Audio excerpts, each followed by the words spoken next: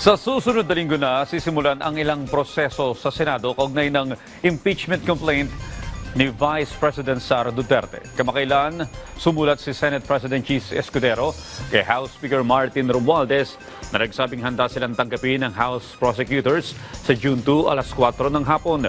Inaasahang babasahin ng prosecution ng 7 charges sa ilalim ng Articles of Impeachment. Kinabukasan, June 3 naman, inaasahang magko-convene na ang Senado bilang impeachment court. Ayon kay Senator Sherwin Gatchalian, fully committed ang Senado na gampanan ang kanilang mandato patungkol sa impeachment. Kasabay niyan ang patuloy din nilang pagtugon sa pangangailangan ng mga Pilipino. Tiwala rin na siya na hindi mahahadlangan ng impeachment ang mga prioridad na panukalang batas na kailangan maipasa. Maliban kay Gatchalian, naghahanda na rin ang iba pang senador para sa impeachment trial. Preparing for the impeachment is more than just wearing our gowns, right? No, but really, well, reading the rules of this and the past impeachments and getting ourselves emotionally ready as well. Impeachment rules at the moment.